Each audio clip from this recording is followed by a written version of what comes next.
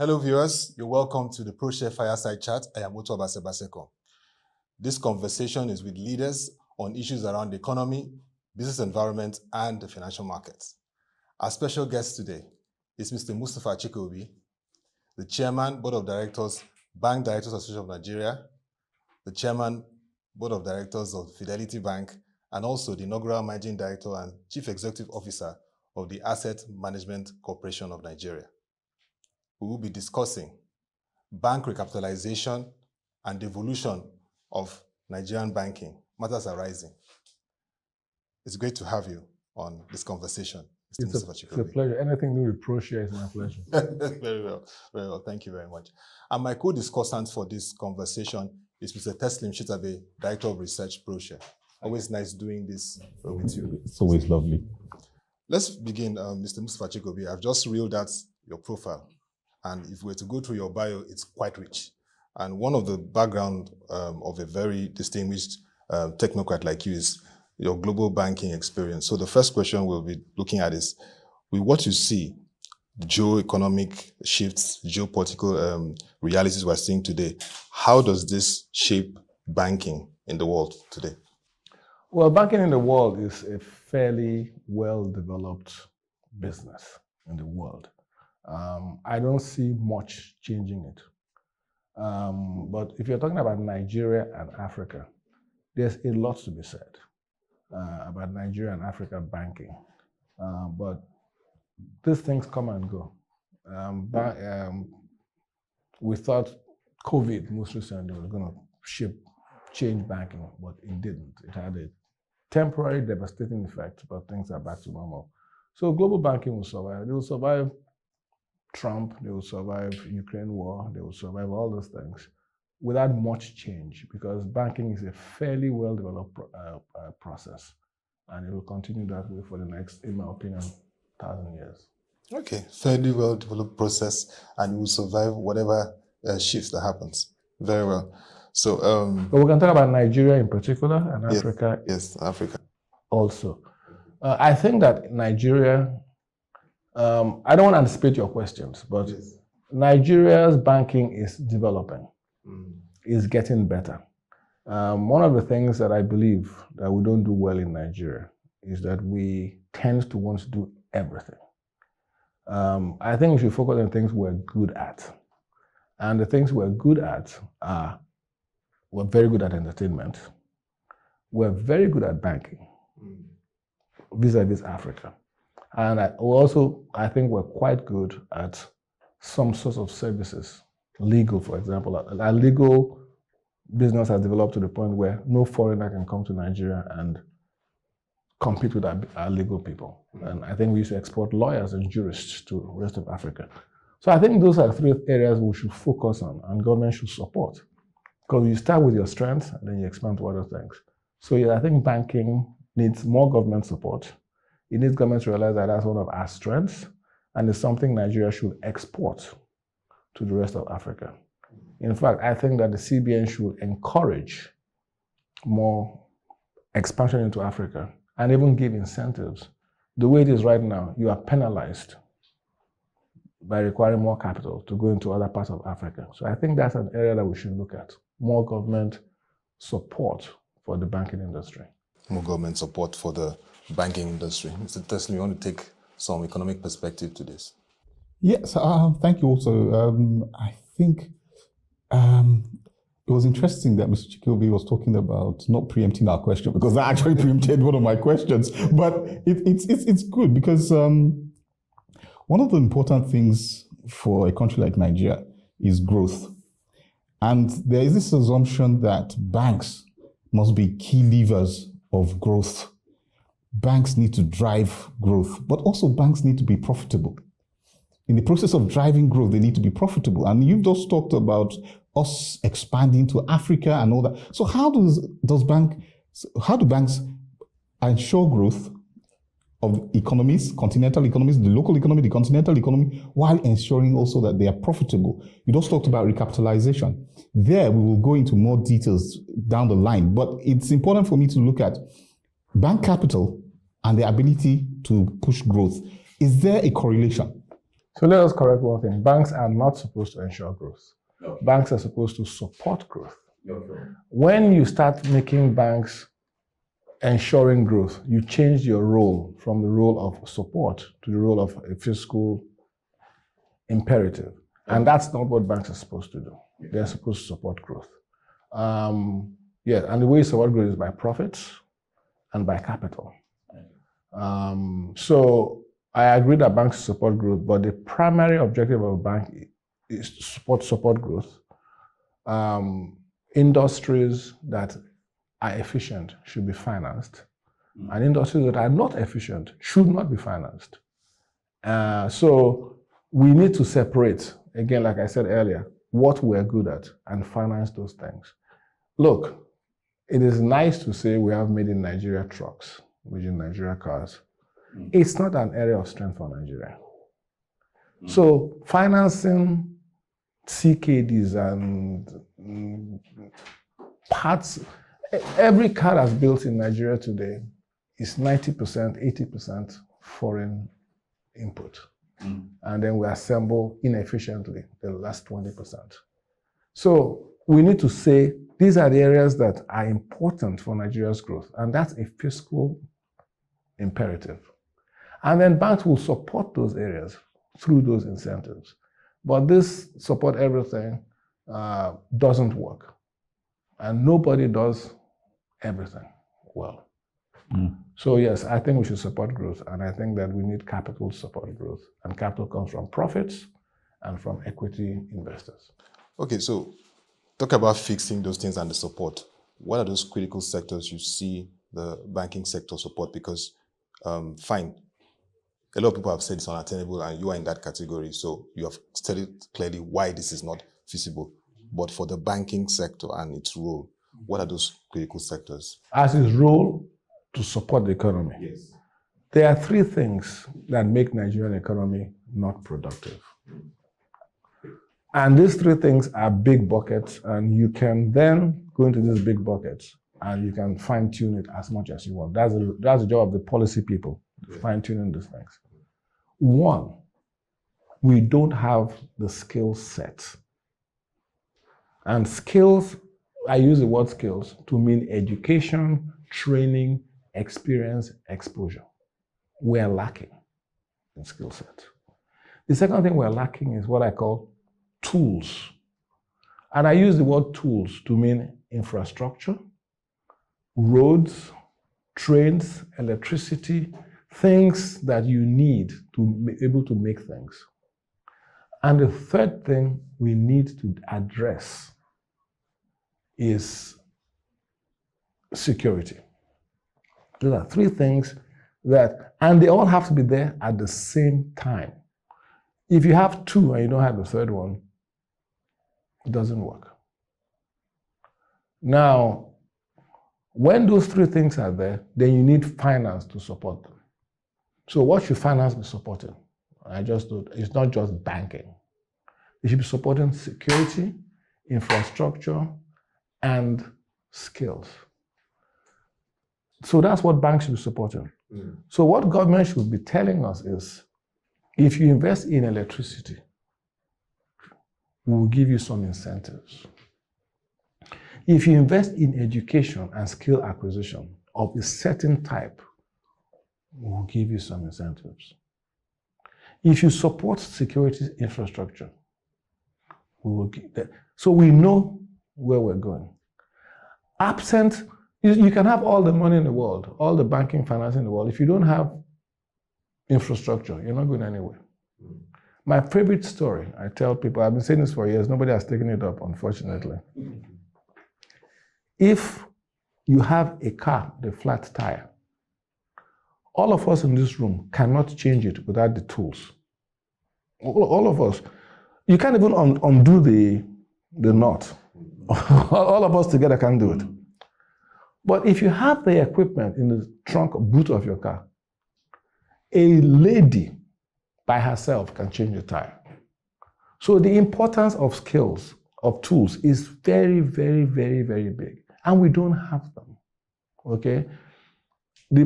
I measured, when I was working on Wall Street, They measured my productivity. Me, the same person. And when I came here, my productivity was about 10% of what it was in America. The same person. Because I had everything I needed to support me, like again, the tools in the trunk of the car, to do my job. So we need to really, really focus. How do we make this country more productive? And then you would then direct banks and other financial institutions to fund those areas. Because once our productivity is up, we will solve all our other problems, which is what we're talking about. Very interesting. I like the fact that you anchored on your Wall Street experience, global experience, and Stacey, you want to talk about the digital asset development and, of course, how that would Yes, I would like to talk about digital assets, but I don't want to escape this point because it's very fundamental. You've told us what the problems are. I'm interested in how do we correct them? Because when you say incentives, yes, good enough, but beyond incentives, how do you get the right, for instance, educational quality passing through our institutions and translating into the marketplace? Everybody has complained about the quality of Nigerian education, the quality of Nigerian.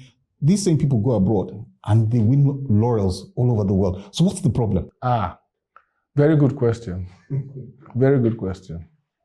Who goes abroad from Nigerian education? The top 10%. That's who goes abroad. So it is no surprise that the top 10% will do well there. Okay? And who stays behind? The bottom 10%. So yes, it's a selection process, which is unfair, but it's reality. It's reality. So let me deal with let us go to skill acquisition. I studied mathematics at university, and I think there was some generous help from the government, either in the fact that the school fees were low, or I can't remember if I got a scholarship or whatever. Maybe I did. So I was financed by the government to study mathematics. But I don't think government should finance mathematics students. It's not critical for Nigeria. If you want to study mathematics, let your father pay for it. If you want to study history, let your parents pay for it. Let Nigeria pay for the skills that it thinks it needs. So let me give an example. Engineers, metal workers, okay? Those things that we need to make things, we'll pay for it. We'll give incentive. Those people that want to study history or mass communication or law, they should pay for it. I would have supported, for example, and this is controversial, if you're sending your children abroad for school, I would charge you a significant tax. So we tell the embassies, any scholarship you give for Nigerian, any visa you give to Nigerian to go and study in England, let the parents pay £10,000 a year. And let that money be collected and used to develop our schools in Nigeria.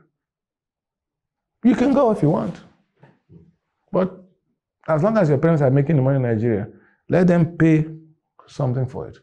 Because what we have now is we have the richest and the best and the brightest going abroad to school at huge expense. And then we're leaving the people behind here with no facilities. When I was growing up, University of Lagos was competitive. Today, it's not, really. It's still doing its job, but it's doing the job with his hand tied behind his back. If we're collecting money from people who I know someone who sent 7 children abroad to school. If we're collecting £10,000 a year from that person, maybe he won't send 7, maybe he will send 2, and the rest will stay here. And if the rest are here, he'll have more interest in making sure the schools are working better. So again, my point is that all these problems we have solutions. And the solutions that everybody in this room will support. It's nothing controversial. I think everybody in this room will support the fact that if you're sending your child to Eton, pay us, maybe it's not £10,000 a year, pay us £5,000 a year so we can use the money to buy used computers for University of Lagos students. Now, people will say to me, the government will waste the money or the government will chop the money. But that's a different set of problems. The correct policy is to make people who are very, very wealthy, who are escaping our education system to help us improve it. I think that's, again, we can go through all those things and have all solutions, but my point is that if you mean well and you think well, there are solutions to all those things. Okay. Thank you very much. Well said. And like you rightly pointed out, also controversial, but definitely, yes, a solution that is maybe feasible. But let me move on to what Otto had talked about earlier, cryptocurrency. Yes. It's been very controversial all around the world. Some people say that yes, governments will say yes, they will accept cryptocurrency as a reserve currency. Some said no, we don't even agree to the concept of crypto because we don't know what animal it is. We don't know whether it's a bird, a bat, or any other thing. What's your opinion about crypto and the evolution of crypto and how it's likely to affect finance? So I have a nephew who is gung-ho on cryptocurrencies. And he called me every time to harass me about cryptocurrencies. And I said to him, I don't understand it. And I'm not uneducated, but I didn't understand it. So I went to a course in London Business School on cryptocurrencies. So let me tell you what they are. Because many people don't know what they are. Cryptocurrency was devised to escape what they call a centralized ledger. So if you come to this bank to put your money, we have a centralized ledger that says, we have taken 10 naira from you, and here's your 10 naira. So when you want to do 5 naira, we'll take 5 naira from what you gave us, and give it to you and reduce it. That ledger is centralized, and any government can inspect it. Government come and inspect our books and see who owns what. So these people said, let's create a decentralized system where there's no ledger that anybody can see. That's the origin of this. But the problem with a decentralized ledger is, how do you verify transactions? How do you, when you say, give me 5 naira out of my money, how do you verify it? So they created a complicated way of doing it. There are a number of ways of verifying it. But one of it requires what they call a private key and a public key. The private key the public key is given. Then you have to derive the private key, and you have to derive it through using what they call random number generators, and it's very difficult to solve it. So they solve it by taking a bunch of, that's why they call it blockchain. They take a block of transactions, and then you solve for the private, and then when you've solved it, then you know the transaction it takes a lot of computer, but nobody knows who owns what. So it's a decentralized ledger. It is one of those things that, I've explained all this to you, so tell you where I'm going with this. It's one of those things that will thrive when it's in a minority. But it will not survive if everybody adopts it. Because if everybody adopts it, it will take too much computing time to verify transactions.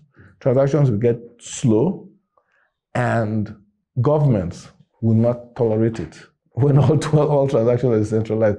So it's one of those things that will survive when it's 10% of the transactions, maybe up to 20%. When it gets to 50% of all transactions, it will die. Now, what the value of it is, the valuation of it is, up to the point at which it becomes too big, I don't know. But I can guarantee you that cryptocurrencies will never replace the centralized ledger system. Never. It will be part of it. It has bastardized a part of it. And how large it gets, I don't know. But once it starts getting to 50%, 60% of all transactions, it will die a natural death. When that time is, other people can tell you. But I'm telling you that government, it will never be universal. Some governments are looking at it as a reserve currency. How do you see that? It's not a currency. It's just a decentralized ledger. That's all it is. It's not a currency. You can call it currency all you want. But my point is, it has a value because, like I told you, it gets more and more expensive because as you have more and more of it, it's much more difficult. They have more transactions, more difficult to verify. That's what they call mining. When they say they're mining, it's just verifying transactions. Really, it's the same expression. So the value can get high because it gets more and more expensive. But at some point, it will be impossible. So if I was advising the Nigerian government, I would say, study it, observe it, keep an eye on it, regulate it, and find a way to tax it. That's what I would say. But that is going to replace Naira and all that stuff, it's not going to happen. And it's not going to replace, the reserve currency right now is the dollar. They're trying to challenge that. I don't know how successful that will be, but there'll always be a reserve set of currencies, and it won't be crypto. How do you see the central bank digital currency issue, the digital Naira, the e-Naira? Well, I know it was tried under Emefiele, and at the time it was being mooted. I was asked a question about it. So I called my friends in the United States and said, why don't you have a digital dollar? And the answer they gave to me was that two things, security and penetration. So I said, you in the US are worried about security and penetration, and we in Nigeria are not. And they laughed at me. And I knew it wouldn't work because we don't have enough penetration in terms of digital penetration. And we're very, very good at avoiding security. So once it becomes significant, there'll be security issues. So I don't think we're ready for it. And it's the same question I asked about this, what was this gas thing they wanted to do for cars? CNG. So I asked them in America, why don't you guys have CNG? And they said it's not effective, it doesn't work. They don't have it. So I always tell my policymakers, go and ask people in developed countries who have money to throw away why they're not doing something you want to do. Sometimes it makes sense for us to do it if they're not doing it. But let us understand, why are there no CNG buses in UK? Why are they not universal? They have gas, they have money, but they're not using CNG buses. They're not using them universally in the US. So why do we think it's better when those countries are using fossil fuels and they've gone to electricity and hybrids? They didn't go to CNG. So why are we thinking that we know better than them? And we may sometimes, but let us know their thinking. So no, I'm not gung-ho in Nigeria adopting new things. Very interesting insights. Looking at Nigeria recently, the ratings of Moody's show that we moved from CA1 to B3. That shows some improvement. But when you look at monetary and fiscal policy, there's been this talk and analysis that there's need for alignment to restore greater economic confidence. Based on your experience, what do you see in this regard? Well, you say they've upgraded the rating of Nigeria. Yeah. They have, properly. But you have to look at Nigeria as an entity which has improved in a number of ways. But then you have to look at Nigerians. Very, very genuine concern. Yeah. So let me bat off Otto's question. You talked about Nigeria. Good enough. Fitch has just improved the ratings of Fidelity. So how would you have a similar analysis? Our friends approach here highlighted a few of them that were not so good. However, those are the valid questions. Are these things consistent with the welfare of your stakeholders? And in my case, I would say, in case of Fidelity Bank, I would say the answer is largely yes. Low cost deposits, that is the bloodstream of the banking system. When you mobilize low cost deposits and you deploy them effectively, that's the bloodstream. And if that's what they're saying is their driver, then we're happy because that's a strategy we think is good for everybody. But yes, that analysis always has to be done, yes.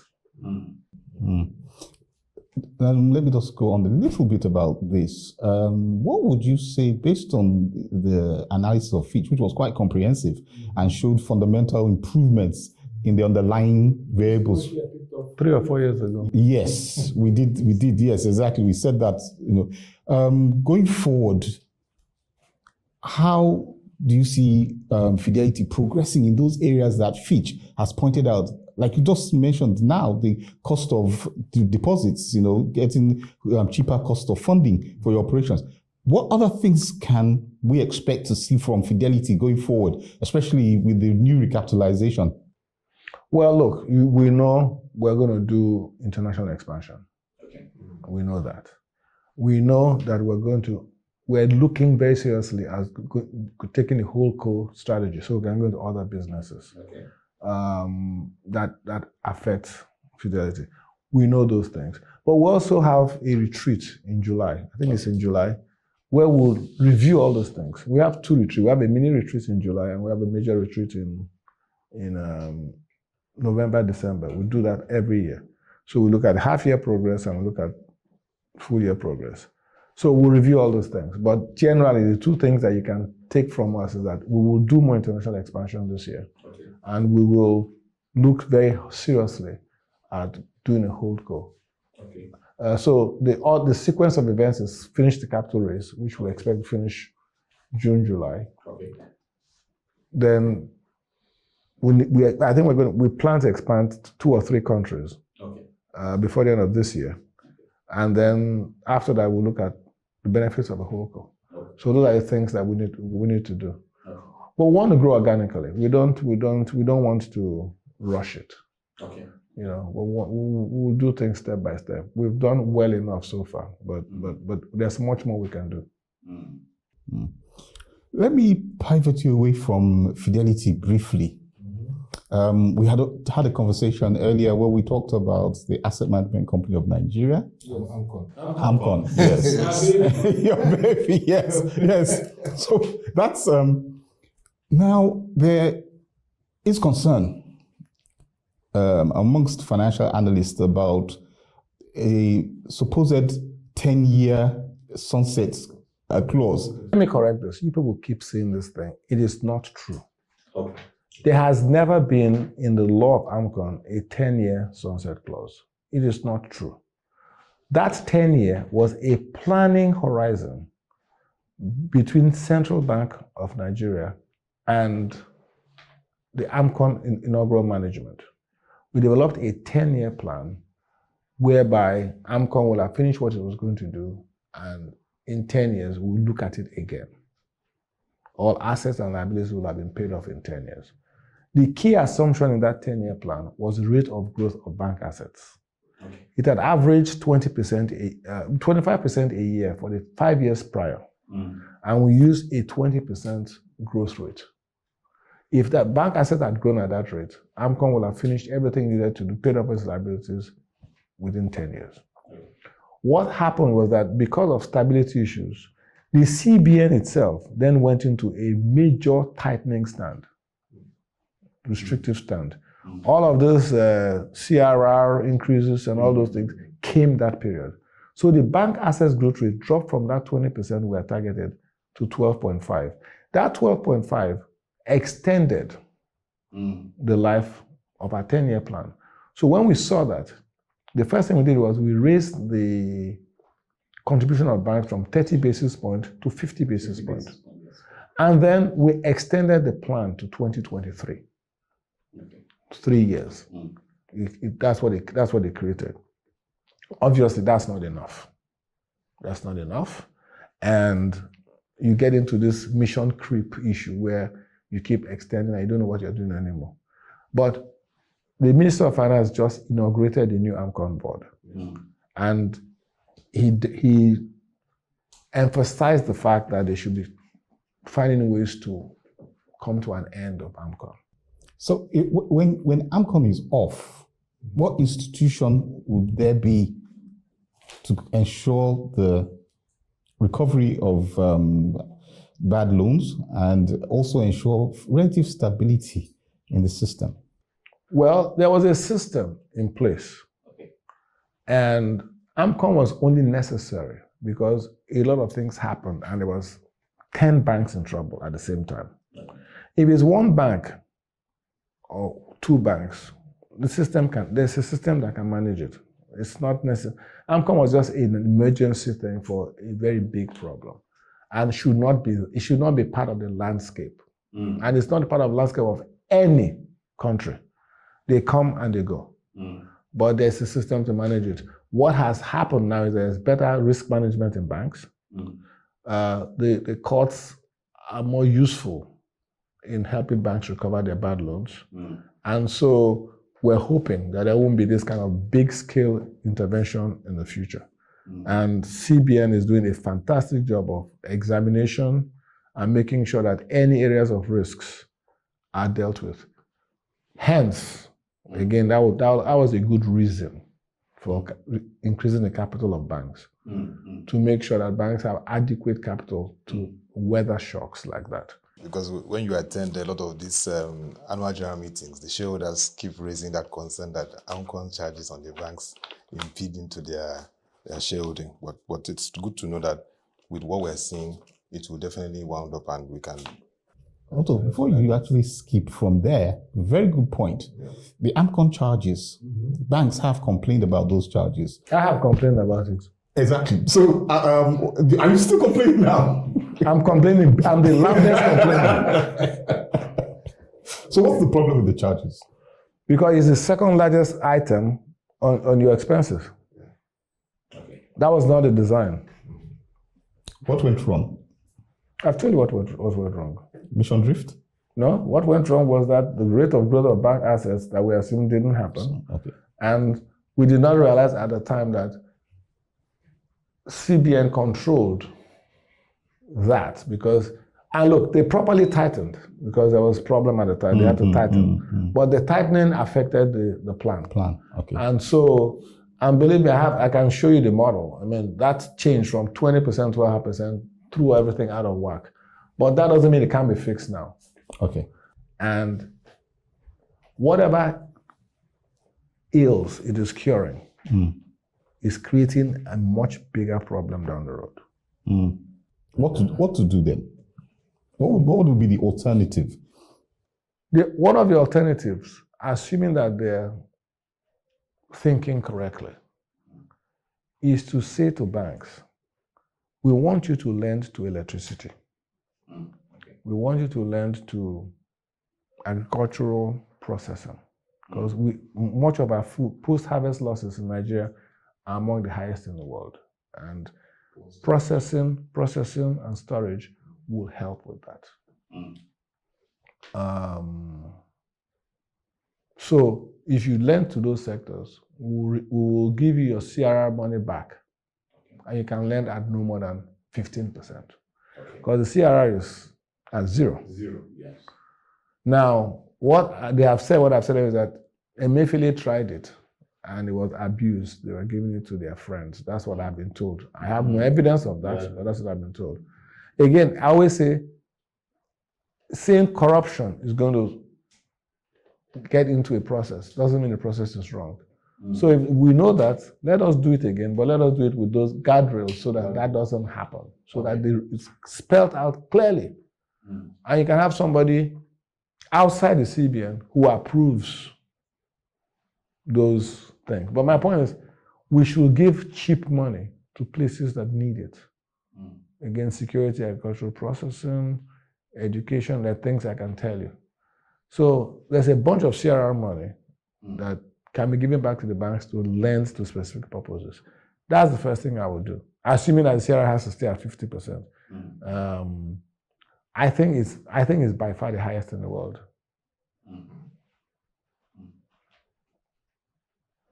So there are things to do. We can spend all day thinking about things that can be done. But again, my point is, as I've always asked for dialogue between CBN and BDAN especially. Consult us. We'll consult you. Let's have. I've been asking for a formal, maybe once a quarter meeting between BDAN and CBN, and all they have to do is listen to us. They don't have to do what we say, but if they're listening to us and we have a dialogue, I think it will help everybody. Okay. And speaking about BDAN, beyond that quarterly engagement with Central Bank of Nigeria, remember you did some work with ProShare, look at these charges, NDIC and resetting, which was quite remarkable, and your advocacy around the recent windfall tax. But what is happening in terms of building capacity to continue to be a future-ready association? What we want to do is, have the banks participate more in BDAN. But we don't need to build capacity of the members of BDAN. They're all directors. By the time you're a director of a bank, and believe me, to be a director of a bank, there's a tremendous amount of vetting by Central Bank of Nigeria, and by DSS, and by everybody. So it's not a capacity issue. It's a relevance issue. I would like to jump on quickly what also said about BDAN, because I'm intrigued by the association actually. And what tickles me a bit is the fact that, pardon my frankness, bank directors don't seem to like themselves. They greet themselves, they say hello and pat themselves on the back. But when it comes to collaboration, you don't see that. For instance, you find out that, I can't remember when last I've heard about three banks coming together to fund a project, coming together and saying that, you know what, look, I have this large project, let's come together. There seems to be a distancing and an ego issue amongst the directors that, look, I'm big enough, I'm big, I don't need you, another. I'm just thinking aloud now. I may not be correct, but I just First of all, that may be your experience. Okay. But let me say that banks are also competitors. Yes. And therefore, you may see some competition among bank directors, but that is healthy competition. Okay. On issues that have affected the banking system, I must tell you that at BDAN, we've all agreed. We have an advocacy agenda that we set out once a year, and we call all the bank CEOs and chairmen, and we present it to them, and they approve it. So it's very, very collaborative. Before we say anything, we talk to all the banks to make sure that everybody agrees with what we're about to say on behalf of BDAN. But we're competitive with each other, okay? But there are some large, when you say they don't work together on projects, we have a lot of syndicated loans, large syndicated loans that comprise many, many banks, So I don't think it's quite correct that they don't work together. We do syndicated loans together, we work together, but we also compete. We compete for this. All of us want to do Dangote's business. So there's some competition there. So maybe that's what you're picking up. But I would think that as an industry, we're quite collaborative. Okay. Now, on the last point concerning BDAN now, what can we expect going forward? Are there things that we should expect from BDAN in terms of advocacy, in terms of one or two collaborations amongst bank directors? What is BDAN likely to do going into 2026, for instance? Well, going to 2026, I won't be chairman of BDAN past this year. Okay. So there'll be a new chairman. So I don't want to speak for his agenda or our agenda. But what I think is that there's three bodies that speak for banks generally. CIBN, BDAN, and some combination of bankers committee and body of bank CEOs. I find that CIBN is more capacity building and more technical and more trading, and they do that well. I find that bank CEOs are limited in what they can say, especially at bankers committee, because CBN, the regulator, is sitting there looking at them. And my hope and my intention was that BDAN be the advocacy group for the banking system, because we're more anonymous. You can't, it's difficult. You can, if you're vindictive enough, punish fidelity for what I say as BDAN chairman. It's a little bit more anonymous, and we can advocate more aggressively interest of the banks through BDAN. That's my ambition. That's what I've tried to do. I think BDAN was a relatively unknown entity, and I've tried to make it more relevant and visible. But there's work to be done, and I hope the next BDAN chairman will continue in that vein and make Vietnam more visible and more relevant in terms of advocacy for the banking system. So Mr. Musa Chikobi, very interesting conversation, but what do you see as the outlook for the recapitalized banking industry beyond 2026, and how Fidelity Bank will play in here as we expect banks to become bigger, brave, and bolder in what you said, supporting economic activities in the country? I hope that the banks are better run. I hope that banks will be more careful about risk. I hope that banks will be more responsible to society. And I hope there's more international expansion and that we support the growth of the economy as the government directs. And so we pray that the government gives us the right signals and the right directions, but that we cannot control. I mean, I worked in America. The regulator, the Fed, is nowhere near as intrusive on the banking system as we are here. But again, let's hope those things are temporary and that we'll work together with the government to grow our economy to where it should be. Thank you very much for your insights, Mr. Mustafa Chikobi. Of course, you were several hats, chairman of the board of Bank Directors Association of Nigeria, chairman of the board of Fidelity Bank, and of course, inaugural managing director and chief executive officer of the Asset Management Corporation of Nigeria, which you call your baby. So it's very interesting having this conversation with you. And of course, we also know, son of our great mathematician, Professor Chikobi. When you said you did mathematics, did you take that from your father too? I have no idea how I decided to do mathematics. It just happened. I wish it was some big revelation. It didn't happen like that. It was just natural drift. Thank you very much for the time and this conversation on bank capitalization and the evolution of Nigerian banking industry. Matters arising. Thank you once again for the time. Okay. And of course, it was good having this with you, Mr. Testim Shitabe, Director of Research, ProShare. Thank you very much for that. Yes. To our viewers, of course, it was a very interesting conversation. And to get further insights on this, log on to our website and follow our social media platforms to get further insights on this conversation. We also want to inform all our viewers that ProShare on Wednesday, June 11th, 2025, will be launching the 4th edition of its Tier 1 Banks report. Title of that report is Getting Bigger, Braver and Dominant, the Class of 2025. If you log on to our website, you get further insight on this upcoming significant event in the banking industry. I'm Otoba Sebasekong.